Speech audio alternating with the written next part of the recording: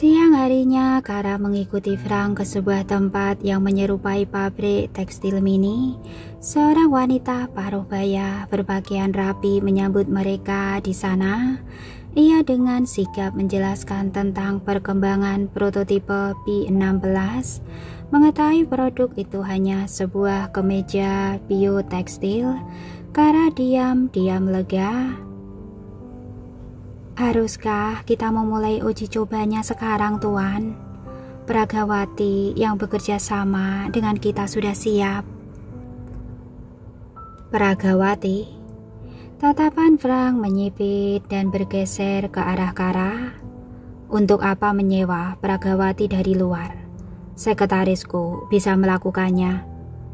Sang manajer menaikkan alis dengan mata lebar. Ia memperhatikan tubuh Kara. Tapi, baiklah, saya akan melakukannya. Sahut Kara dengan percaya diri. Ia yakin bahwa prototipe itu tidak akan membahayakan nyawanya seperti kemarin. Mendengar persetujuan itu, sang manajer mulai panik.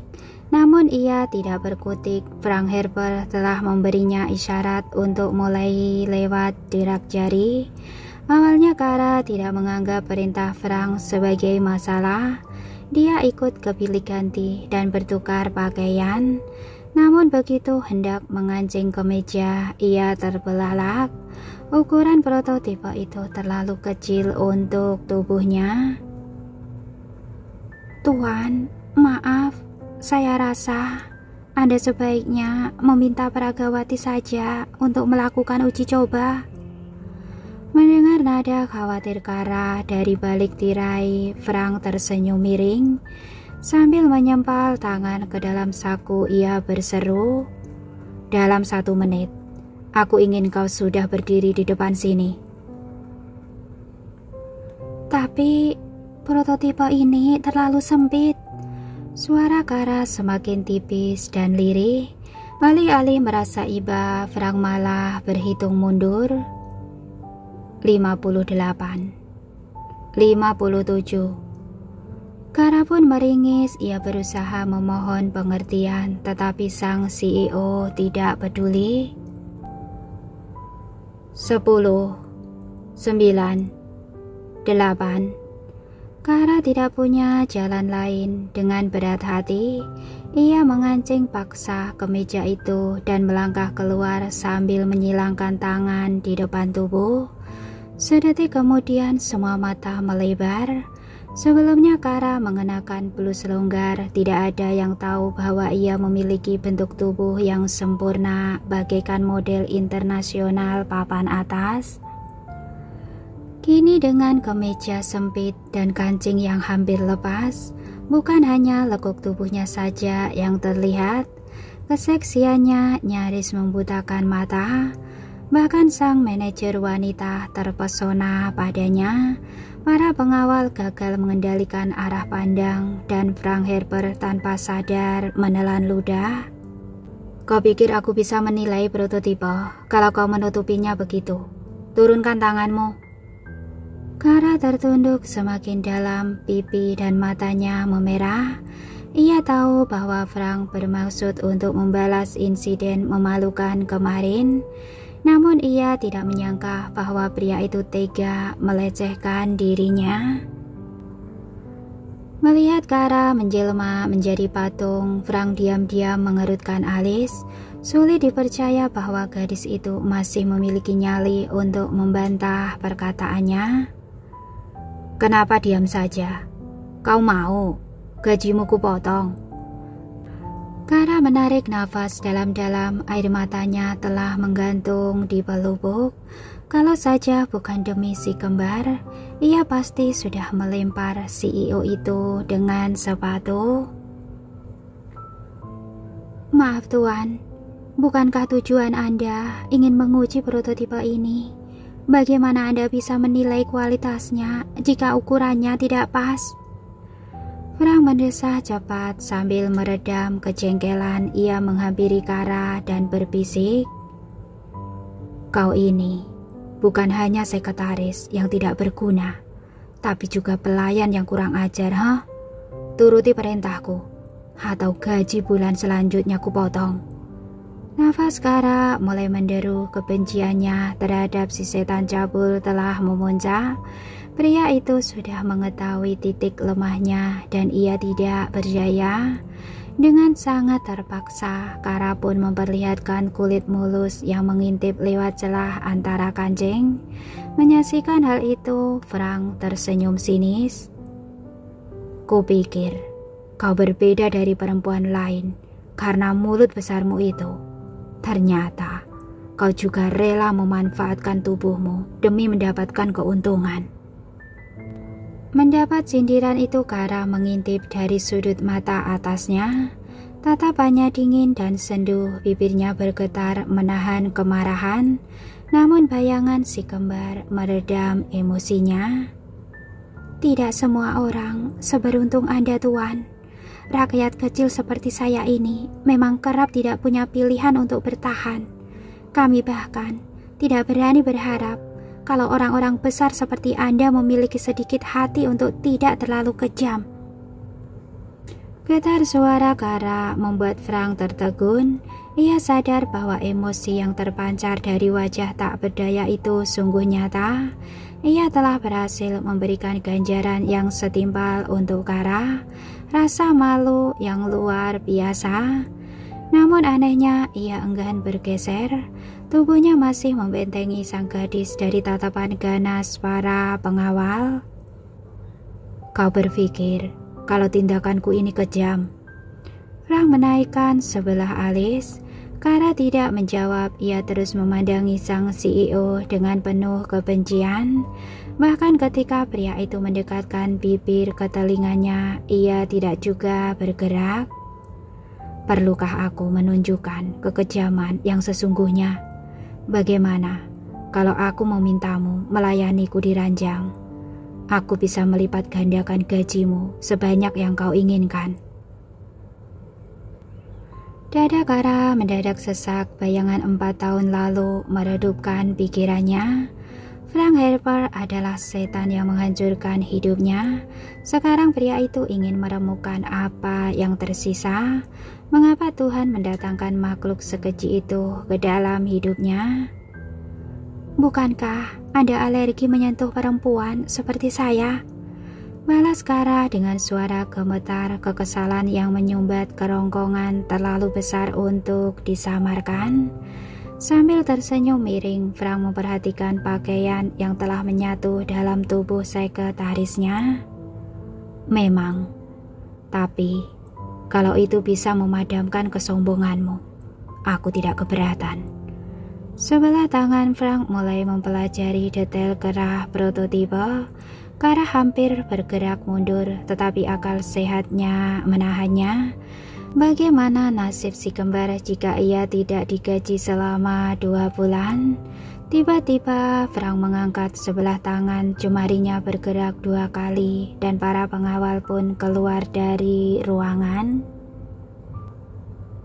Nyonya Swan, sang manajer bergegas mendekat. Ia sesungguhnya sempat heran mengapa sang CEO meminta 1 orang saja untuk mengurus uji coba. Namun setelah menyaksikan kemalangan Kara, ia mengerti gadis itu pasti sudah membuat Frank Harper murka sehingga dihukum sedemikian sadis. Kerah tegak ternyata tidak cocok untuk bahan selembut ini. Gantilah dengan model lain. Lalu kancing-kancing ini. Frank menelusuri garis kancing dengan bayangan jari. Meski pria itu tidak menyentuh, Kara tetap tertunduk menahan nafas. Wajahnya sudah lebih merah dari tomat. Carilah cara agar pemasangannya tidak terkesan berantakan, dan sediakan beberapa variasi lingkar dada untuk wanita. Saat itulah sebuah kancing terempas dari benangnya.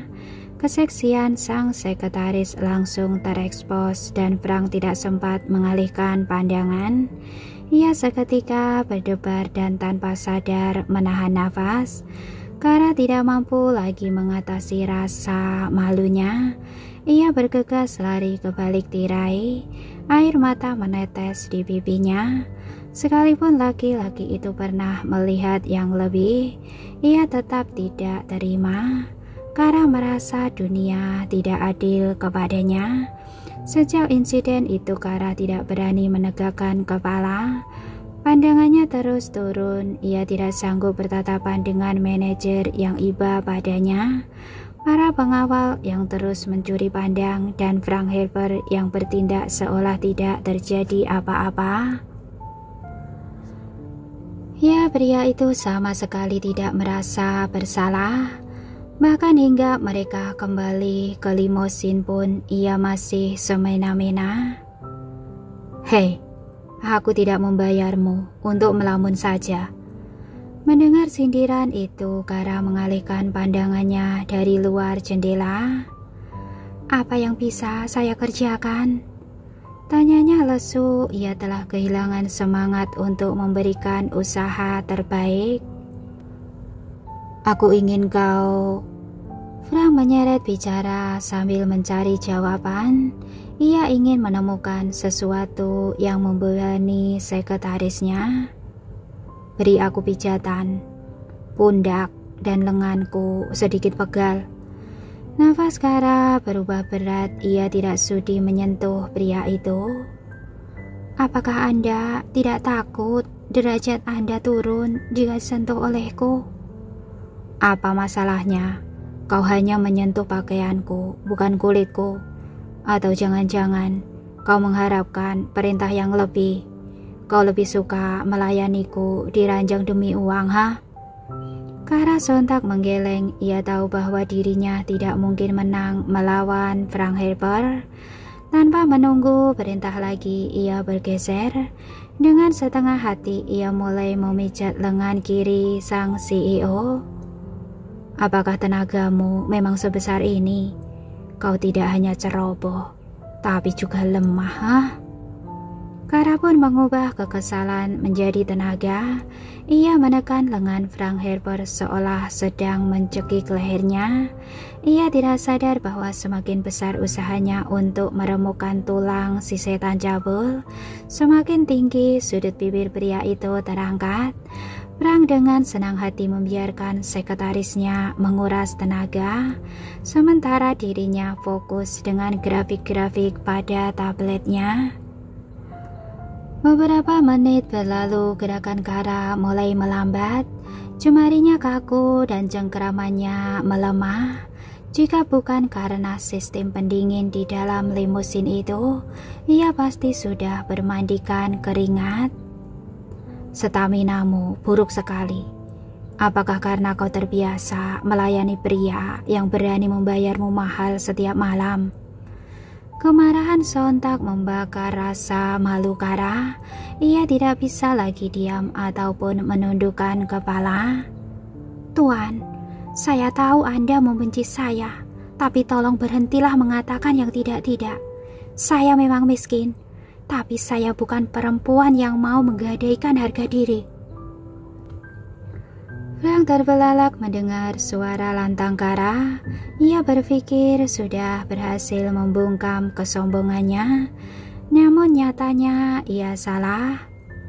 "Begitukah?" Frank meletakkan tablet di atas meja. Selang tawa sinis ia tersenyum miring kepada Kara. "Haruskah kita mengujinya?" Kara berhenti menatap sang pria dengan sorot tajam. Firasat buruk kembali menghantuinya. Ia menyesal telah gagal mengendalikan emosi. "Bagaimana kalau ku beri kau satu tawaran? Layani aku malam ini, atau kau kehilangan gaji 3 bulanmu. Rahang Kara sontak berdenyut-denyut geram. Tangannya terkepal erat menggenggam kebencian. Frank Harper ternyata memang setan cabul. "Pekerjaan saya adalah sekretaris, bukan budak ranjang," tegasnya dengan mata berkaca-kaca. "Tapi kau sudah sepakat untuk menjadi pelayan pribadiku. Kau lupa?" Kara tertunduk dan mendesah, bibirnya bergetar mengimbangi kekhawatiran. Menghidupi anak-anak memang kewajibanku. Tapi, haruskah aku menyerahkan diri kepada laki-laki brengsek ini untuk memenuhinya? Tidak adakah cara lain untuk mendapatkan uang? Berhentilah menguji akal sehat saya, Tuan. Saya sadar bahwa standar Anda berada jauh di atas saya. Kalau Anda tidur dengan saya, apa kata orang-orang dan bagaimana tanggapan tunangan Anda? Anda tidak mungkin mengorbankan citra sempurna Anda demi memberi saya pekerjaan, bukan? Lenggong bibir Frank berubah kaku. Ia tidak tahu bahwa Kara bisa secerdik itu mencari jalan keluar. Kau tidak keberatan gajimu dipotong? Kalau saya bersedia melayani Anda malam ini, apakah Anda tidak keberatan? Anda sudah siap mencoreng hidup Anda yang sempurna. Frank diam-diam menelan ludah, rautnya tegang. Seumur hidup ia belum pernah menjumpai gadis seberani Kara. Sekretarisnya itu nekat menantangnya balik, padahal ia hanya main-main. Kau pikir sedang berhadapan dengan siapa? Aku CEO Xavier Group. Tidak ada hal yang tidak mampu kulakukan, termasuk menutupi hubungan gelap dengan sekretarisku. Bulu kuduk Kara sontak meremang. Reaksi Frank di luar dugaan, jantungnya mulai berdebar tidak karuan. Anda sungguh ingin dilayani nanti malam? Tanyanya datar. Melihat kegugupan Kara, Frank diam-diam menahan tawa. Tentu. Atau perlu kita lakukan sekarang? Tidak. Bagi Kara spontan, ia sendiri terbelalak karena volume suaranya. Bukankah Anda memerintahkan saya untuk memberi pijatan? Saya baru memijat lengan kiri Anda. Izinkan saya menyelesaikan tugas ini dulu. Kau mau memijat lengan kananku? Bagaimana aku bekerja? Kara tidak sadar bahwa Frank tersenyum menatap pipinya yang merah. Ia mengira pria itu puas karena berhasil menakut-nakuti dirinya. Anda bisa menggunakan tangan kiri, Tuan. Bukankah Anda serba bisa? Dengan tangan yang gemetar, Kara menggeser tablet agak ke kiri. Kemudian sambil menahan udara panas dalam paru-paru, ia beranjak hendak berpindah ke sisi kanan Frank. Tepat saat itu pula sang sopir tiba-tiba menginjak rem. Mobil otomatis berhenti dan Kara pun hilang keseimbangan. Ia jatuh ke pangkuan Frank. Sikunya tanpa sengaja menekan titik lemah semua laki-laki. Dalam sekejap erangan bergema di dalam mobil. Kara Martin. Wajah Frank merah padam dari semua serangan yang pernah ia alami. Belum pernah ada yang menargetkan titik itu. Sekarang ia harus marah kepada siapa? Para pengawal yang mengiringinya di mobil lain, sopir yang entah menghindar dari apa, atau gadis yang sedang berada dalam cengkeramannya. Maaf Tuan, saya sungguh tidak sengaja. Pita suara Kara nyaris rusak tercekik ketakutan. Frank Harper memang layak dihajar sekeras itu, namun dengan posisinya yang sedang terdesak, bukankah itu sama saja dengan menggali kuburannya sendiri? Tidak sengaja katamu. Frank menjambak rambut Kara sehingga gadis itu mendongak. Tunggu saja, sebentar lagi akan kubuat kau tidak bisa bangun lagi. Sambil meringis, Frank menekan sebuah tombol di sisi meja. Ubah haluan, aku ingin pulang sekarang. Keringat dingin mulai bercucuran di wajah Kara. Bukan karena sakit, melainkan ngeri. Ia tidak sanggup membayangkan dirinya ditindih oleh setan cabul itu lagi. Sementara sang pria membungkuk mengatasi nyeri, Kara bersimpuh dan merapatkan tangan di depan dada. Sungguh Tuan, Saya tidak bermaksud menyerang Anda. Saya juga tidak menyangka. Diam. Telunjuk Frank terangkat di depan wajahnya yang merah. Sekali lagi telingaku menangkap suaramu. Kupastikan kau tidak bisa berjalan keluar dari limosinku. Kara terengah-engah tanpa kata. Dalam hati ia mengutuk diri sendiri. Mengapa ia bisa seceroboh itu? Sekarang bagaimana caranya menyelamatkan diri? Haruskah ia melompat keluar atau memukul Frank Harper dengan salah satu botol wine yang terpajang di sana? Malangnya hingga limosin berhenti, otaknya masih belum menelurkan solusi. Bahkan saat Frank menyeretnya ke sebuah rumah besar yang menyerupai istana, ia tidak berdaya. Ia juga tidak berkutik saat pria itu mendorongnya hingga terjerambab di sebuah ranjang. Tunggu Tuan, ini sama sekali tidak lucu. Saya tahu saya telah melakukan kesalahan besar, tapi bukankah hukuman ini berlebihan? Kara berusaha bangkit secepat mungkin. Malangnya Frank Harper telah mengunci pundaknya dalam kungkungan. Ia kini berada dalam bayang-bayang pria itu. Seluruh saraf dalam tubuhnya menegang. Dadanya pun sesak, tangannya disilangkan di depan, berjaga-jaga jika ada jemari nakal yang ingin menjamah. Sadarlah Tuan, keretakan Anda ini sudah melewati batas. Saya sudah menyesali perbuatan saya. Lain kali saya berjanji untuk lebih berhati-hati. Saya tidak akan menimbulkan masalah lagi. Gertakan katamu. Frank mendekatkan wajahnya kepada Kara. Gadis itu spontan menekan pundak bosnya menjauh. Namun tenaganya tidak seberapa. Frank dapat dengan mudah menerobos batas yang ditetapkan olehnya. Aku sudah berulang kali memberimu peringatan, tapi kau sangat bebal. Kau terus menguji kesabaranku, membuat kepalaku pusing dengan suara bisikmu, dan menyebabkan banyak masalah dengan kecerobohanmu itu.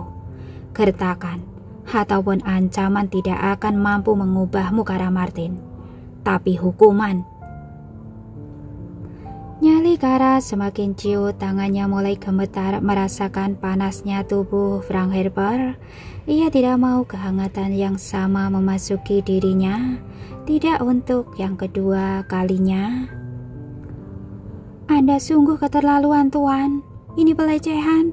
Saya tidak peduli kekuasaan macam apa yang Anda punya, tapi kalau sampai Anda menodai harga diri saya akan pastikan seluruh dunia mengetahuinya. Alih-alih mundur, Frank malah mendekat dan mendengus sinis. Jarak mereka kini nyaris tak tersisa. Kau belum sadar juga harga diri siapa yang sebenarnya ternodai. Kau mempermalukanku di hadapan para pengawal, para peneliti, dan karyawan lain. Kau mengotori pakaianku dengan muntahanmu. Meskipun tidak ada investor yang datang saat itu, tetap saja aku malu. Kau sudah merendahkan derajat CEO Xavier Group yang hebat. Kara mulai tertawa dalam keputusasaan. Ia benar-benar telah menghadapi arogansi Frank Harper. Ia muak ditindas karena statusnya yang rendah. Anda masih berpikir kalau diri Anda itu hebat? Setelah mendengus jijik, Kara menggeleng samar. Orang hebat itu tidak akan terpengaruh oleh perkataan apapun atau perbuatan orang lain. Mereka sadar bahwa mereka tidak bisa memaksakan anggapan orang lain. Tidak seperti Anda yang mengharapkan seluruh dunia mengakui kehebatan Anda. Anda sangat jauh dari kata hebat, Frank Harper. Rahang Frank berdenyut-denyut. Ia tidak suka dengan kata-kata itu. Tutup mulutmu. Kenapa?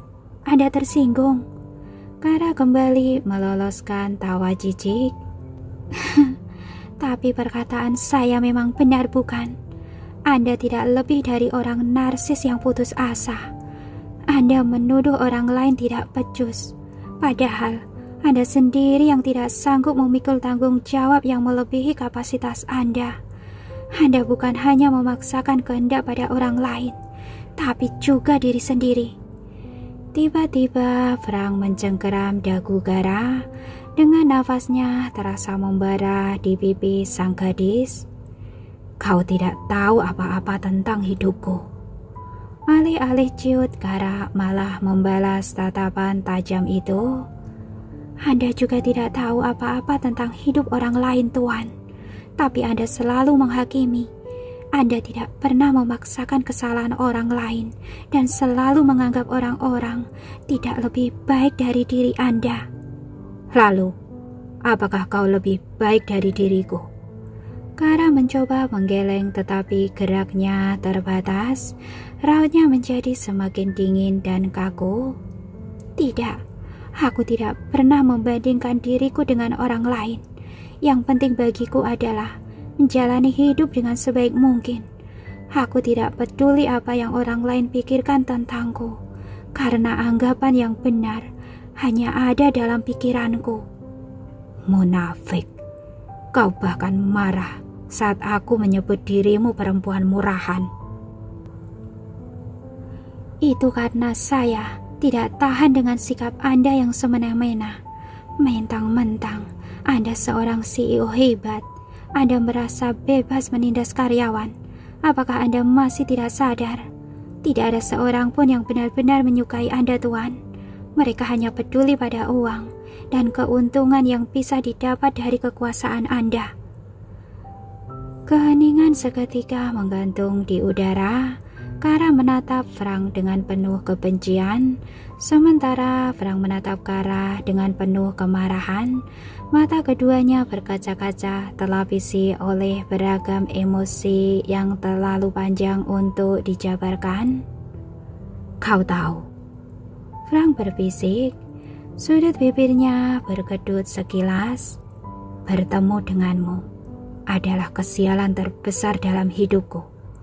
Kara mendengus dalam hati. Ia tertawa mengejek. Dunia pasti sudah terbalik. Frank Harper adalah penjahat yang menghancurkan hidupnya. Namun sekarang pria angkuh itu bertindak seperti korban. Untuk hari ini sekian dulu, dan insya Allah akan saya sambung di hari besok. Terima kasih buat kakak semuanya yang telah mengikuti cerita yang saya bawakan, dan terima kasih atas supportnya, dan terima kasih juga buat kakak-kakak yang baru bergabung. Terima kasih atas komen-komennya.